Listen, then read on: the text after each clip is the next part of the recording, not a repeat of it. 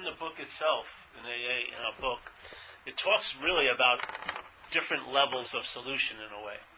There's the level of solution which is we're going to do and have ourselves into a different condition. Yeah? Almost like it's the consequential level. It's like the shit in the fan hallway. Yeah? How to sort of not get hit by any shit by the fans, which are constantly turning on while you're in the hallway. Yeah? That's like the consequential level that most of us have lived under. We didn't really know the shit was going to hit the fan until it hit us in the face. It's a very slow way of grokking things or understanding things, yeah? You have to get whacked. Now there's another way, which is they talk about it on page 62, 63, and mostly I think on page 84, where it talks about a reliance on something greater than self, and what will happen if we do that.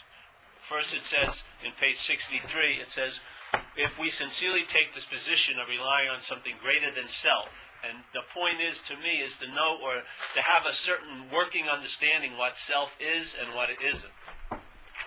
My view, it isn't you. Yeah? That's all you really need to know about it. Because everything you learn about self hopefully will dilute into one simple answer, which is I'm not that. Yes? Because the self is sort of like when they talked to us when we came in here in recovery. It says, you got to be willing to save your ass instead of your face. But if you were like me, I thought my face was my ass. Yeah? I thought my image, the mental idea I had of me that was being reinforced all day by the narrative inside my head and all my perceptions of what I thought was going on, I thought that was me. And I was willing to save my face, but I was losing my ass. Yeah? So I had a spiritual anatomy course here, and they corrected me, and they showed my ass and the difference between my ass and my face, and for the last 21 years I've been saving my ass, which makes your face look pretty good, actually, if you save your ass. So in this, the idea of self in AA is that they took it as far as this. They said, the root of our problem is obsession with it. We're extremely concerned with self, and self is a feeling of being a long-lasting, independent, separate entity, a body, basically, yeah? You're identified as this. Now, if you and I are identified as this, we cannot entertain being spirit, because we're already entertaining being this. Yeah? What we can do is entertain for this to become spiritual, which really doesn't work well. It really doesn't.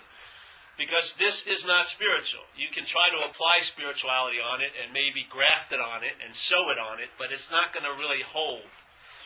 The thing we're trying to share here is that maybe you are spirit in the first place, which would be the best way to maintain a spiritual condition would be to know you are one. Yeah?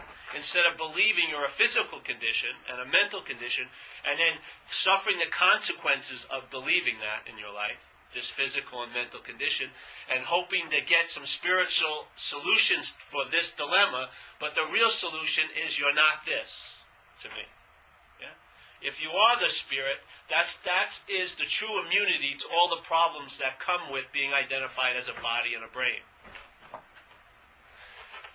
The best solution to the problems that come into life based on you thinking you're a body and a brain is to realize you're not a body and a brain. That is the best solution to all the dilemmas that being a body and a brain bring about. If you keep looking for solutions as a body and a brain to the problems of being a body and a brain, it's not going to work. So in AA it says the physical and mental will follow if the spiritual malady is corrected. And that's, to me, the spiritual malady is just forgetfulness. You forgot that you're a spirit, and you're constantly remembering you're a body and a brain. Yeah? And in that remembrance, this becomes your identity, and you forget your real nature, which is of spirit. And what we're really seeking for is a solution to that forgetfulness, which I feel the only solution is to remember your spirit. The most direct. If the spiritual dilemma is forgetfulness, and it's causing a lot of dilemma, then the solution would be to remember your spirit, wouldn't it? I mean, it's the quickest, simplest, clearest way to see. But you can't remember that your spirit as the idea you have of yourself, as being a body. Body cannot comprehend, and the brain, believing it's a body, cannot comprehend that it's a spirit because it's already busy comprehending that it's a body. Yeah. So we're saying is the root of the problem, maybe not obsession with self. I believe it's identification as self, and it's very easy to see identification as self because that is a verb the mind is doing all day. How is identification as self demonstrated? This modality of thought and interpretation called self-centeredness, its major movement is claiming. Yes? So the body is claimed to be my body. Time is claimed to be my time. Yes? The past is my past. The future is my past. Thoughts are my thoughts. Feelings are my feelings. Right? Every conscious contact that I'm in all day, which is seeing, hearing, feeling, tasting, touching, my head believes that it's the one that's seeing, it's the one that's feeling, it's the one that's tasting, it's the one that's touching, it's the one that's smelling. The conscious contact has no need for you to be in conscious contact. You are conscious contact. You are conscious contact. Conscious contact is consciousness moving through this body, being aware of stimuli called things outside. Through 5 doors: hearing, seeing, feeling, tasting, and touch and smelling. Yeah? That's how you're in contact. Now, the contact's happening. There's seeing, feeling, tasting, touching, smelling, and the head interprets it. The conditioned head itself goes, I'm seeing, I'm hearing, I'm feeling, I'm tasting, I'm touching. You're now unconscious to conscious contact. You're unconscious to conscious contact. Totally. Because the conscious contact is forgotten, and now you're living an interpretation that I am in conscious contact. I'm hearing, I'm feeling, I'm tasting, I'm touching, I'm smelling, and it is not the fact. Conscious contact is going on without any narrative that you're the one that's in conscious contact. It's going on prior to the narrative. The conscious contact happens, and the head's reaction to it is, I did it. I heard it, I felt it, I smelled it, I tasted it, I touched it, and then it has options. I didn't want to see that, but it did see it. Yeah? The seeing is indisputable. If your eye was open and you were looking out a window and a bird went by, you saw the bird. If the head rises and goes, I didn't want to see that bird, but you saw the bird. Yeah? I hated to hear that noise, but you heard the noise. Yeah? The conscious contact is first, and then the mind's take is, I'm in conscious contact. That is the beginning of the trance called self-centeredness. Yeah? So you forget your spiritual nature and you become a mental construct called a self, which is a body and a brain identification. You become a historical figure who has a past and a future, who has private thoughts, private feelings, and private reactions to situations. And we waltz into this place, suffering tons of dilemmas based on this ignorance. And we sat in an AA meeting, and we heard people share at an AA meeting, and if you didn't have cotton in your ear, after a while you could only come to 2 conclusions. Either everyone in this room has my feelings, and my thoughts, and my reactions, or they're not my feelings, my thoughts, and my reactions. You've just been given a giant boon. You've recognized what you were calling to be personal is not personal. What's been demonstrated in you is the expressions of a system called self-centeredness. You and I are an extreme subdivision of it called alcoholism.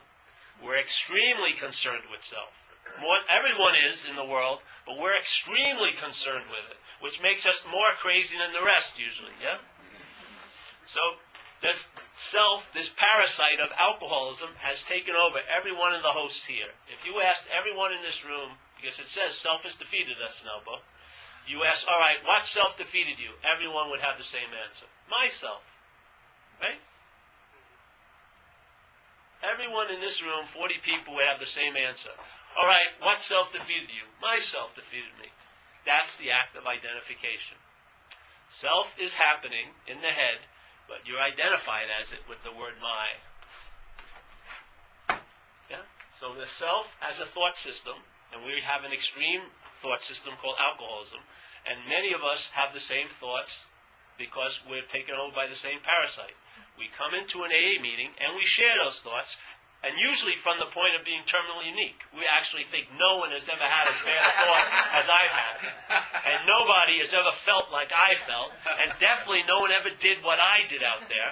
And then you share this at a meeting, and you find that in one group, 7 or 8 people, 10, 15 people have done that most heinous thing you were never going to share with another human being. They just did it yesterday.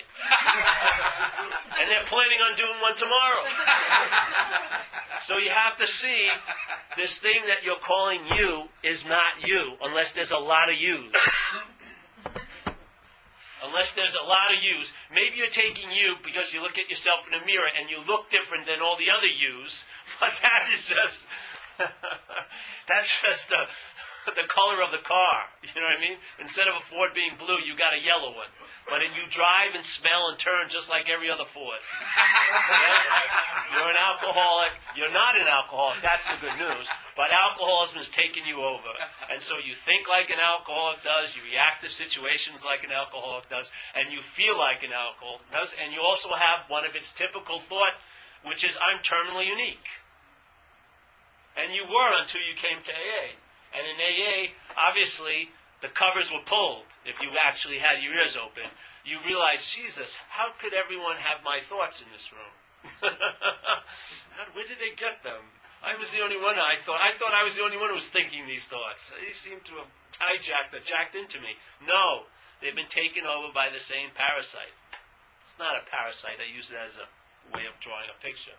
It's a system of thought and interpretation called self-centeredness. And it's a perfectly apt description. Everything is centered on self in this world of thought and interpretation. And we've been suffering from that system. And one of its main strategies is it doesn't allow you to entertain any other systems, really. Because every time you're introduced to another system of thought and interpretation, the thing that thinks is going to entertain that new thought system is self. Yeah? So this one system has a beautiful nugget that the other systems don't have. Yeah? And that is, you're identified with its center called self. You believe you're a long-lasting, independent, separate entity. So let's say you get introduced to Buddhism, some incredible wisdom of the last 2,500 years. But what's going to read the Buddhism is self. Yeah? They'll be reading, the conscious contact will be happening, but what will be claiming the contact will be self, and so now the self may decide to become a Buddhist. They'll become a self-Buddhist. Yeah? And usually what they do is they try to look like one, or their idea of what they think a Buddhist looks like. They try to go where they think a Buddhist goes. They try to read books in what the head thinks a Buddhist would read books on, but they miss the whole flavor of Buddhism, which is freedom. From what? Self. The whole premise of Buddhism is non-self, anatta. There is no self. Yeah? But now there's selves practicing Buddhism so that the self can become like a no-self. There's no need for a self to become like a no-self. There is no self. Yeah? So we're suffering the effects of self-centeredness to either a huge degree or a lesser degree, but we're suffering the effects of it because the parasite has taken us over and it's using us to express itself through. That's what it's doing. Read the book. It says it beautifully clearly. It's page 64. Self, being convinced, which means to believe with certainty, that self, manifested in various ways, is what has defeated us. Okay? There should be a giant pause in the book after that. I would really have about 30 blank pages after that statement, so that you would not, and if you had to have something on the page, it would be pause, pause, pause. All right, continue after 30 pages. Just sit there, all right. Self, manifested in various ways. Manifested, what it means to appear, yeah? So it appears in various ways is what has defeated us. So many appearances it takes. And that's how it defeats us. When we're convinced of that, we will now look at its, meaning self's, common appearances in one's life. And then it says, all right, the first paragraph, the next word is resentment. Yeah? So to read it exactly as they put it here. It says, all right, being convinced that self, manifested in various ways, was what had defeated us, we considered its common manifestations, period. The next statement, paragraph, is resentment is the number one offender. So resentment is an expression of self, or of the parasite called alcoholism. And it gets to express into life through us, when we're what? Identified as self. Yeah? Fear also is a manifestation of self. And fear or anxiety gets to express itself through us when we're identified as self. Yeah? Harming other people in the pursuit of what we want is one of the expressions of self in our life. Yeah? And it gets to express itself through and into our life because we're identified as it.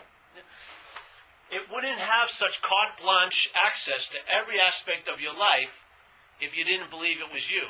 Because you would question it when it came in, especially after you got to know some of its characteristics. When you saw that selfing entering into an area that you feel is important, let's say like relationships, the five alarms would go off. There would be beep, beep, beep, intruder entering, but it walks right into your life because you're identified as it. It's got the greatest strategy of a parasite because it's a very hostile takeover. Tell me it isn't. Tell me, before you started drinking alcoholically and after, has it been a nice, smooth sailing? Did you just sail into the last detox? Really? Were you sitting at a coffee table going over brochures and Azanam came up? I haven't been here. It's free for 3 days. I don't think I'll go there. Where do I sign up? Oh, I just got to get loaded? That's easy. Of course not. You didn't sail into anything. It's been a hostile ride. You've gotten your ass literally kicked. You've lost all integrity that you thought you had. You came in here spiritually, emotionally, physically, financially bankrupt, most of us. This thing did a damn good job. It took over your life, and it's been expressing everything it wants in it, and you're around to clean up the mess. If someone comes into your house and starts bitching to you, what I would call selfing, you're sick of it in 3 minutes. Literally. You want to do the laundry or do something. Get away from them. But you've been listening to the same thing in your own head for 40 years, 30 years, 20 years. What's the difference? Selfing is selfing. The difference is some of it's my selfing and some of it's your selfing. Your selfing I have incredible wisdom about. I can see how insane your selfing is. But the same selfing going on, and my head believes it's about me, I'm totally confused and in a trance. I see, it sounds like a great idea. Literally, it sounds like a fantastic idea. What's the difference?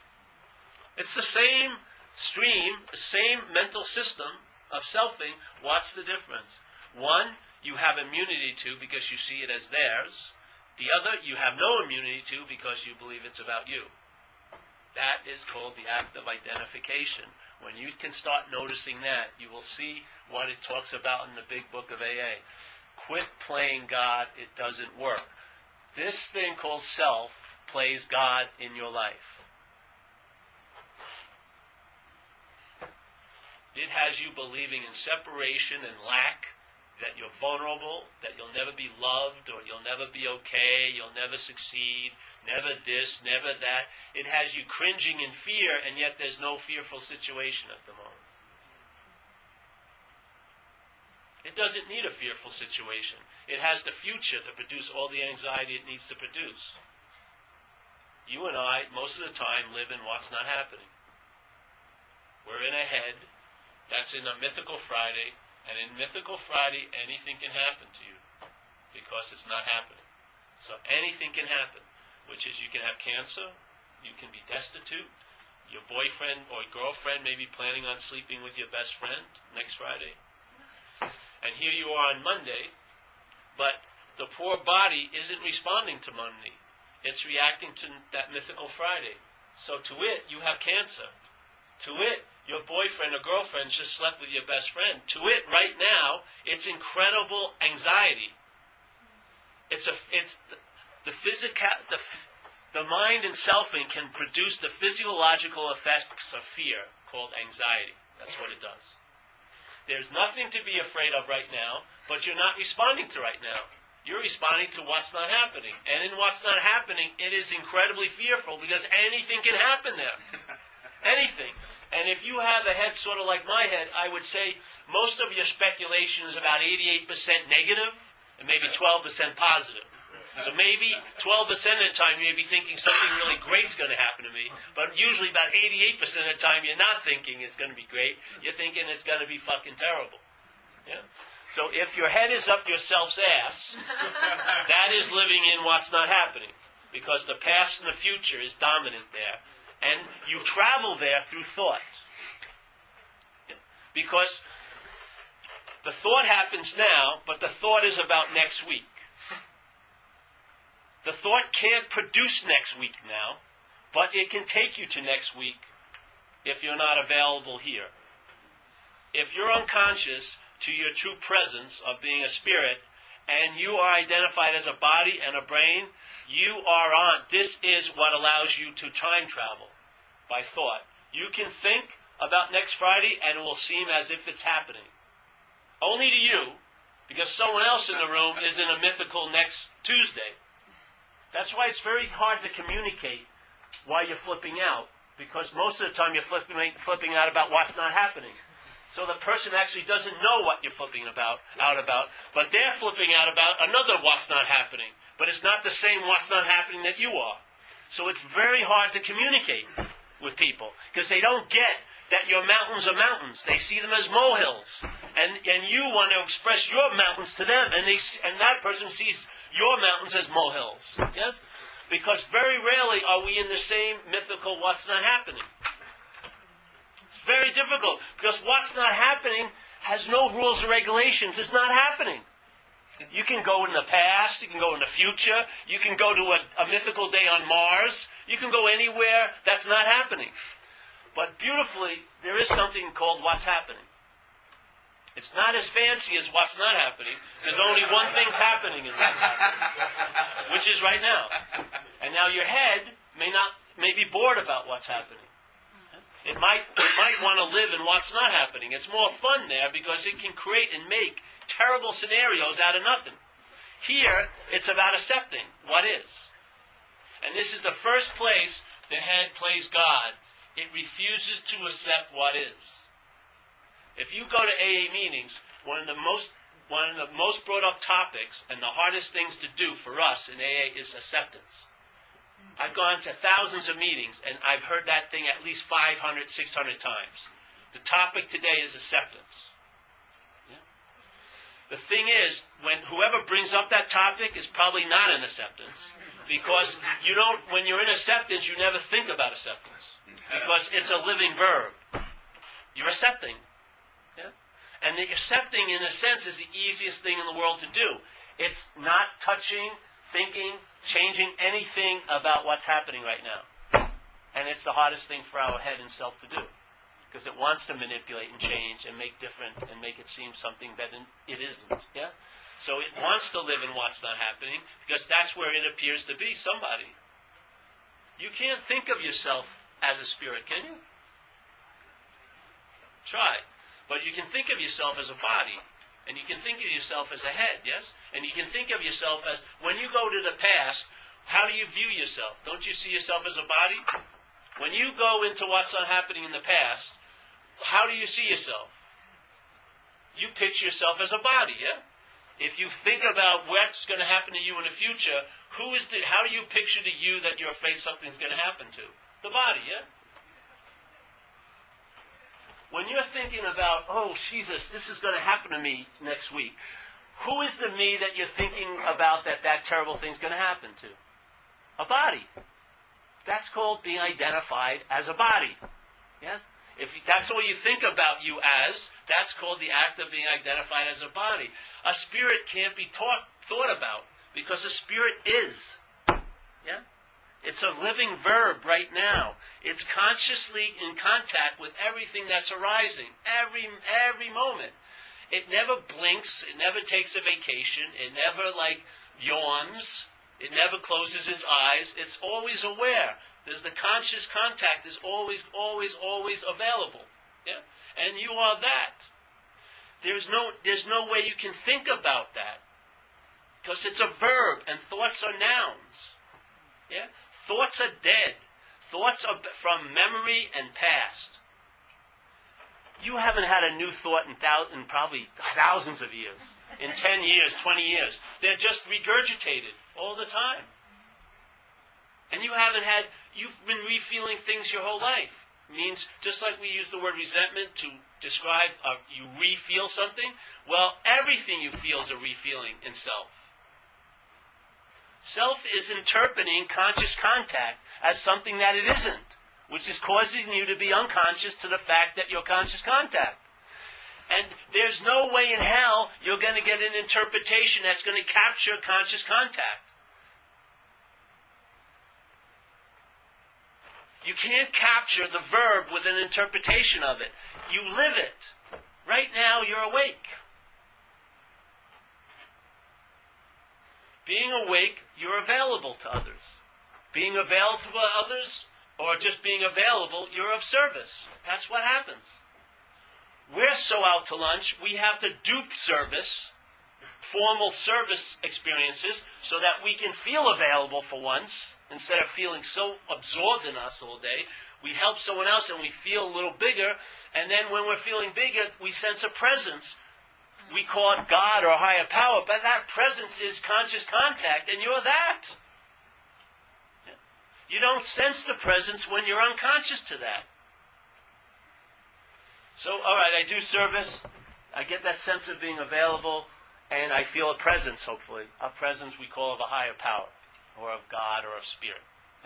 But then, immediately, I believe I had the experience of the Spirit, which puts me back into selfing again, and now I'm back in there where I'm not feeling the presence. All I have is a memory of one time I did feel the presence. And so hopefully maybe I'll do service again, and I'll have to get the experience again. It's like a free sample. But one day, hopefully, when you sense that presence, maybe, just maybe, there'll be a recognition, I am that. I am that presence. Yeah? And if I'm that presence, then that means I'm always available. And if I'm always available, I'm of service. There's no choice in the matter. Someone who's present and available is of service. They're not on call, totally on call. They can do formal service commitments, but they're not, their act of serving isn't defined by that formal act of service. They're of service. It's more infused in the way they look at life now. Just like gratitude. After a while, in AA, your attitude will be infused with gratitude, where before it was infused with envy and lack and scarcity. Yeah? You won't even have so many experiences anymore of gratitude, because you'll be in a state of gratitude. Yes? In other words, the medicine truly worked. If you read the promises in the book, what do they describe? You're on page 83, yeah? So it says, we are going to know a new freedom and a new happiness. This is so cool, because all we've been doing is practicing these old freedoms and old happinesses in the self-centered modality, and they suck. They don't last. You always have to re-up. You always have to get the newest and improved happiness and whatever. But this is going to be a new freedom and a new happiness, not based on your self-understanding, but based on the fact of happiness and serenity, yeah? We will be amazed before we are halfway through. We are going to know a new freedom and a new happiness. We will not regret the past nor wish to shut the door on it. Yeah? You can never not regret the past if you're living in it. That's called regretting the past, is living in it. When you're placed in a position of neutrality, one of the byproducts of that is you don't regret the past. You cannot not regret the past if you're in self. Because you believe you omitted something or you did something that you wish you hadn't done. Yes? That's called regret.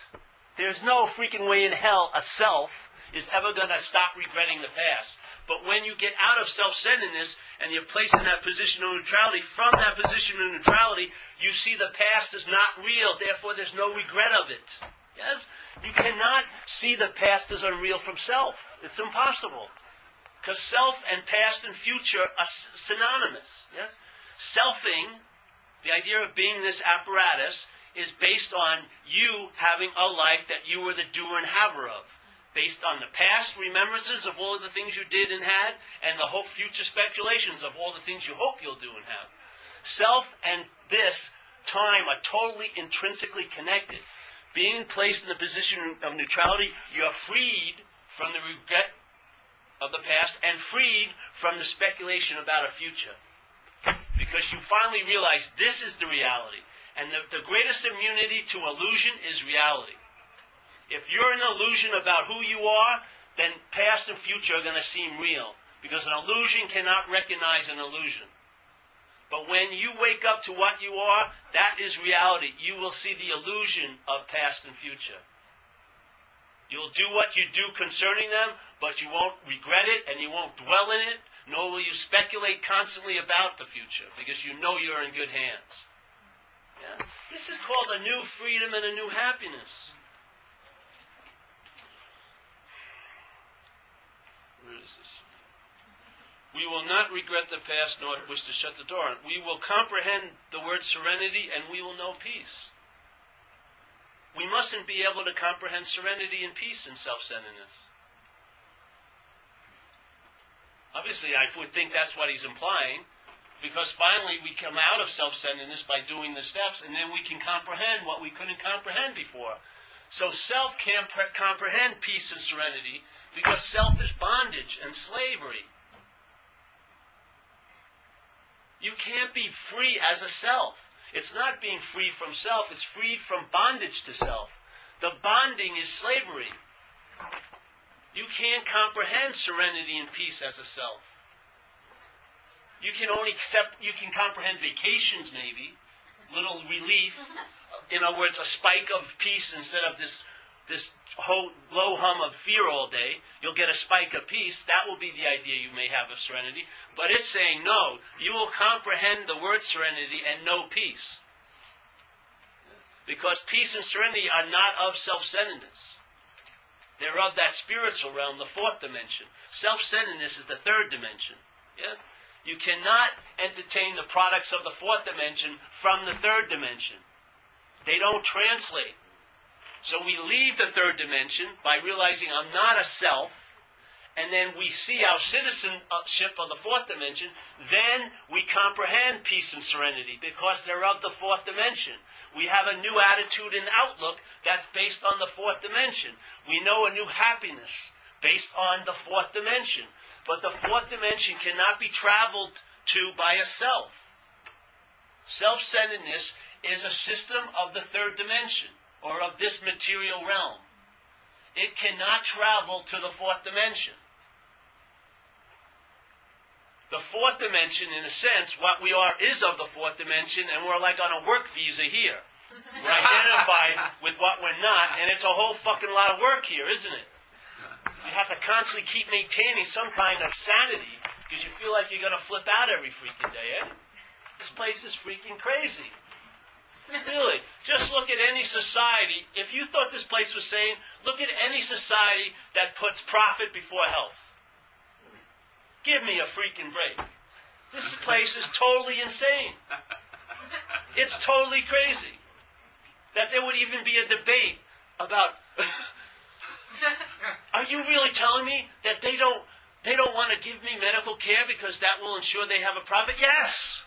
That's exactly their strategy. Oh! This place is crazy. The whole place is crazy.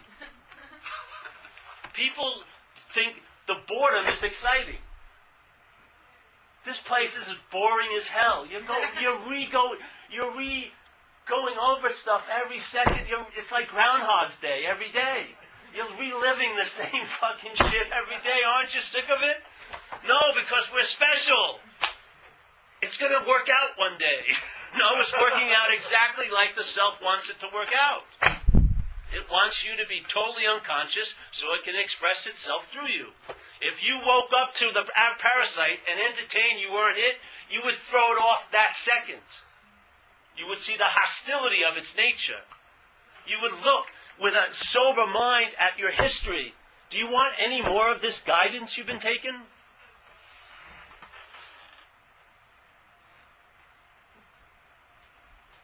Do you want to wait to feel love from an outside source another second when you are the source of love itself?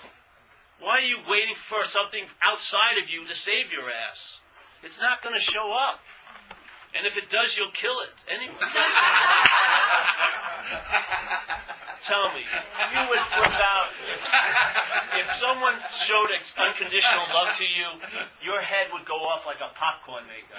You wouldn't believe how many thoughts you have about why you don't deserve love. And just because that just came up for those 5 minutes when you're right in front of unconditional love, don't believe that it's not running your show all freaking day.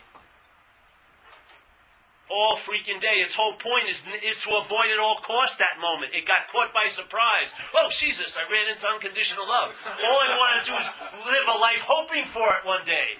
I don't want to have it now, but I want to hope for unconditional love. One day, not now, but later. Check it out. Look at its freaking agenda. You hope and wish and pray for something, then it drops in your life, and you get busy ruining it immediately. Don't you? Oh, my fairy princess, she has a mole right behind the left ear. That's forget it. I saw her third toe. It's a little deformed. That's it. She had to be perfect. I'm withholding myself for another 20 years. Yeah. So, no matter how far down the scale we have gone, this is so beautiful because it's you, the head and selfing, playing God, telling you how far down the scale you've gone. That you've gone so far, it's hopeless. Hasn't it told you that at times? But here it's saying, no matter how far down the scale you or we have gone, we will see how our experience can benefit others. When I came in here, I swear, at least the last 4 years of my life out there, I saw no value in it. From the point of view, when selfing looked back on it, I had no value in any day. I was prostituting myself constantly, everything like that. I was totally hopeless, fuck it. And I came in here, I surrendered to this program, and this program is the greatest recycler.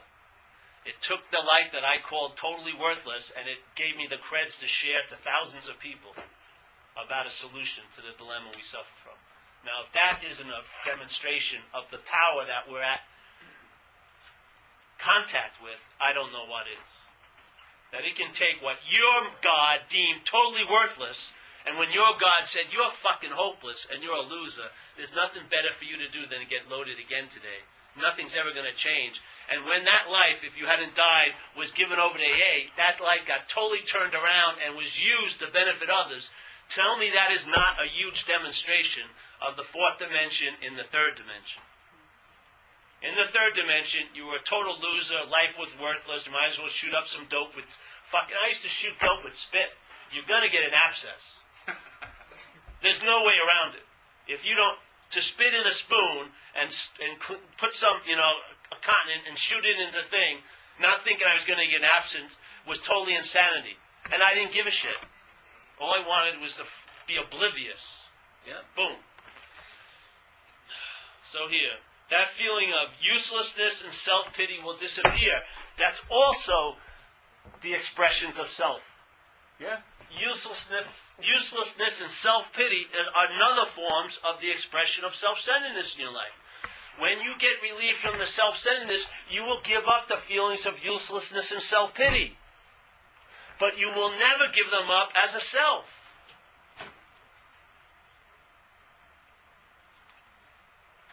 You may distract yourself from it, but your underlying theme inside there is that you're useless and you'll be oozing self-pity.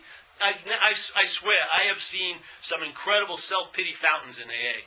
They're oozing it day after day after day after day because they haven't entertained the solution. Yeah. So that feeling of uselessness, self-pity will disappear. We will lose interest in selfish things. We will lose. We won't banish it. We won't struggle and defeat it. We will lose interest. In other words, our interest that's so engaged in self-centeredness, that interest is engaged in self-centeredness because you're identified as the center of that system called self. All your interest is just like getting sucked into this black hole of selfing. If you entertain you're not that, the interest will be free from that, and you'll lose interest in it. You won't lose interest. Yeah? Your interest won't be lost. You'll lose interest in it. Your interest will go to another topic. Hopefully your own nature. Yes? And when a little of your interest that's been going up this black hole of self goes to that spirit, it will illuminate your life.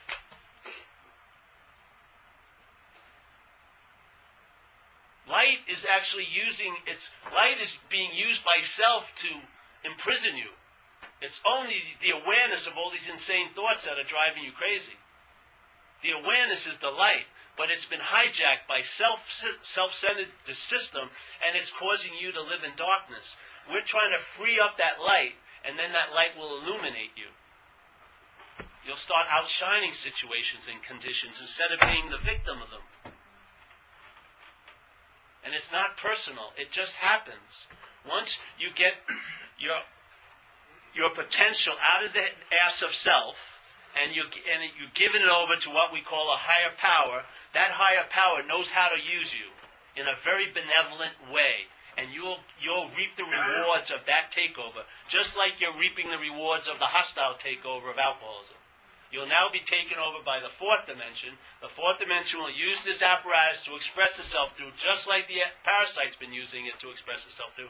But I believe you'll be very, very, very happy with the expressions of the fourth dimension coming through you. Because they are explained in here. New happiness, new outlook in that life, new attitude, you'll comprehend serenity, you'll know peace, you'll lose interest in your selfish ideas and your little plans and designs. You'll gain interest in others. So, all right, we will lose interest in selfish things and gain interest in our fellows. Self-seeking will slip away. Fucking far out. That should be another pause in the book, so that you can actually have a sense of it, yeah? Self-seeking will slip away. Maybe it'll be 21 years, maybe it's one night. But if we all sat and just stopped, you could sense it. You could sense the self-seeking slipping away. What a lovely feeling, its absence, yeah? Everything gets chilled out. You can relax. That incredible seeking engine turns off. And maybe you can really respond to what's happening here. Maybe at first sight from self, it doesn't seem like there's anything going on here, but with spiritual vision, maybe you'll sense something that's happening in this room. And maybe with the spiritual mouth, you'll be fed by what's happening in this room.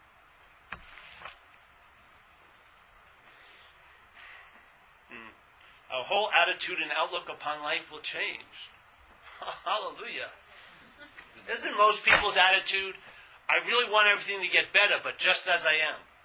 Isn't that their attitude? I want to be just the way I am, but I want it to be better. They don't see that just the way they are is why it isn't better. They don't see they're wrong. You believe it's happening outside. It's not happening from the outside to you. You're in cahoots with the whole thing here. Yeah? So our whole attitude and outlook upon life will change. Talk about extreme shift, eh? It's not a whole attitude and outlook about money. It says life. That encompasses every topic that we run into. It's not saying a certain topic, every topic. Not alcohol either, but life. It doesn't say alcohol. Our attitude and outlook upon life, alcohol will change. But it is part of life, so it will. But life, I mean a huge shift. Fear of people and of economic insecurity will leave us. It doesn't mean the destiny will change, but how you travel over it will change. Your destiny may be not to have money, but you will lose the fear of that financial insecurity. It will change how you travel. It may not change the landscape of your life, what's going to happen in it, but it's going to change how you travel over it. Man, that's incredible, isn't it? So you will lose, fear of people. Did you have fear of people when you were a kid? I mean, if you were in an abusive situation, maybe you did. But I grew up in a typical low middle class family, and I had no fear of people. When I'd run to total strangers. I had to be, my mother would, no, don't go talk to strangers. I'd immediately want to talk to strangers. Now I see kids, you look at them in the big SUV, in the super $8,000 chair in the back, with bulletproof glass, and I'm driving my little 87 pickup, And I look, and the little kid's initial reaction is to start smiling, but then you can see the conditioning kick in. And then he looks up at his mother up at the front seat. That's it. Selfing taking over. It's freaking unbelievable. Just like we said, you can outgrow fear because you grew into it. You and I have grown into this system of self-centeredness. Are you happy with its results? So fear of people and of economic insecurity with us. We will intuitively know how to handle situations which used to baffle us. When you were getting arrested out there, did you intuitively know how to handle the situation? I would run down a dead-end alley with the cops blocking the one out and thinking it was a good idea. I had no intuition whatsoever going on there. Everything was baffling me.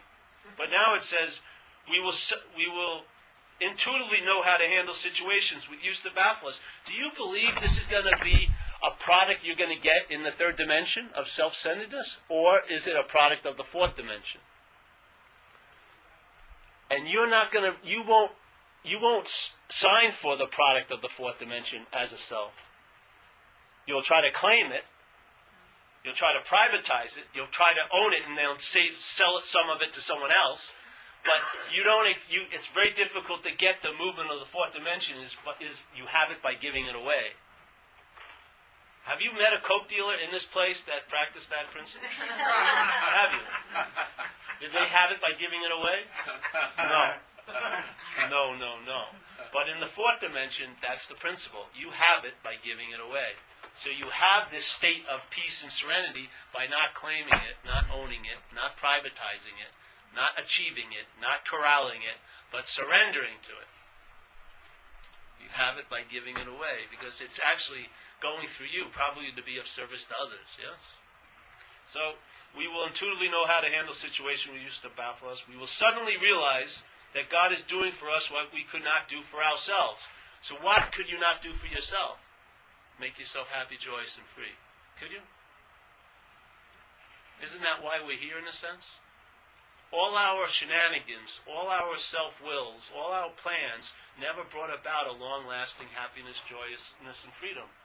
We had to supplement it by getting loaded and doing other things and thousands of other things and try to find replacements for what we sorely need, which is that sense of satisfaction to counteract that irritable restlessness and discontent.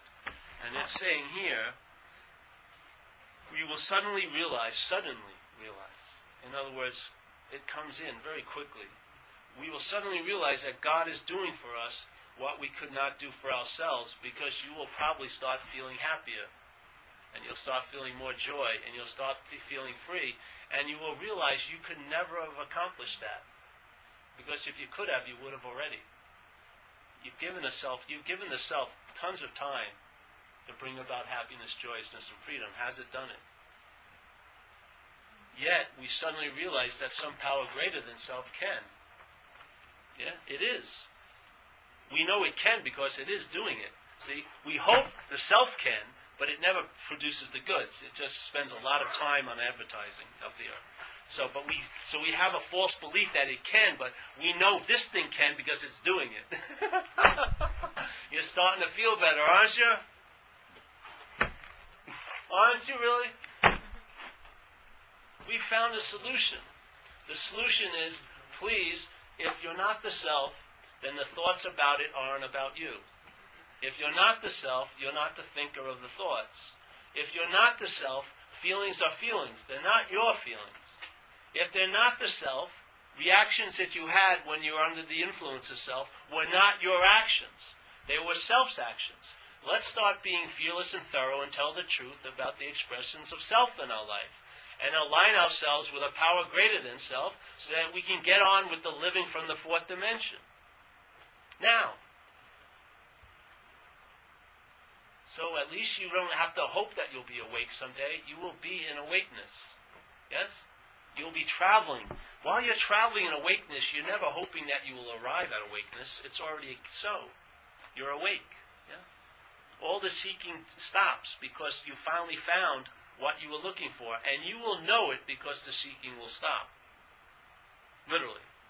When you really get it, when you get the sense, things are going to change radically.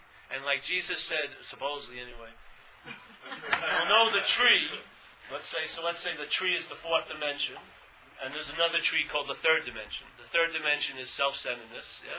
And the fourth dimension is spiritual, the infinite power. You'll know the tree by its fruits. Just like in AA we say, self manifested in various ways. So this truth, this tree manifested in various ways is what has defeated us. By seeing its fruits, its, right, resentments, anxieties, harms done to others, we can see the tree in the fruit. So a good tree cannot bring forth bad fruit, and a bad tree cannot bring forth good fruit. So if you're getting a whole lot of bad fruit in your life, it's probably coming from the bad tree of self-centeredness. Yeah? Why you can't entertain leaving that tree is you're identified as it. That's my hit on it. Because if you weren't identified as it, you would move, because it's very easy, over to the other tree. Seriously. So, if you're identified as self, your little head and selfing cannot entertain being free of it. It can entertain making it better. It can entertain getting therapy for it. It can entertain fixing up the body more so it looks better. It can entertain all of these things, but it cannot entertain being free of what it believes it is. It's impossible for this structure of thought to do that. You've got to, hopefully, entertain you're not that. If you're not a self, you can entertain being free of it. I'm serious. If you're not a self, you can entertain truly being free of it. When you entertain being free of it, you are now going to start entering into your true state, which is the fourth dimension. Yeah? And all these things will happen to you. New attitudes, new outlooks, comprehending words you never comprehended before. You'll actually comprehend satisfaction because you'll have it. You'll realize a solution. There's an example of a solution that's worth its name in AA, and that is, at one point, when you entertain freedom from self, you will realize the problem does not exist for you. That's a solution worth its definition. A solution that totally erases the existence of the problem is a damn good solution. Yeah? It says it right there, but not as a self. There's got to be a recognition you're not that, and then these possibilities become possibilities. You know, you've gone through every possibility self-centeredness has to offer. We just add the word new and improve, or we do it in a different geographical location, or with a different person, but we're doing the same old, same old. It's possible she'll save me. It's possible money will save me. It's possible education will save me. It's possible this will save me. Possible that will save me. And we've gone through every one of them. And we're just revisiting them. And every inch of self-centeredness you've been over already in your life. It's a dead system. It doesn't have what you're looking for in it. It doesn't. If it did, you would have found it already. You've been seeking relentlessly for years. You would have found it. If there was anything in there that was actually true and valuable and inherently solid, you would have found it already. It's not there. Self is a phantom.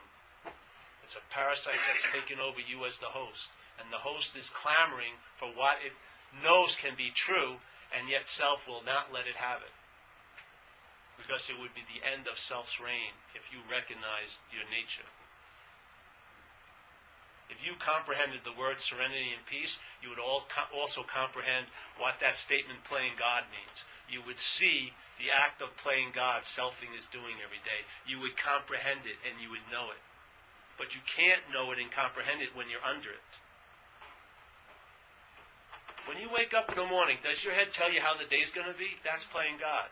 When you wake up in the morning, does it tell you how you were, how you are, how you're going to be? That's playing God.